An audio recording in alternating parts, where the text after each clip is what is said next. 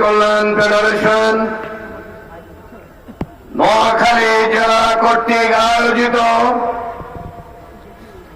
শ্রমজীবী মানুষের অধিকার প্রতিষ্ঠায়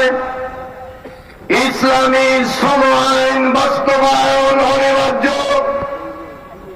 এই দাবিতে আজকের এই কর্মী সম্মেলনের সম্মানিত সভাপতি, বিশিষ্ট শ্রমিক সংগঠক, যার নেতৃত্বে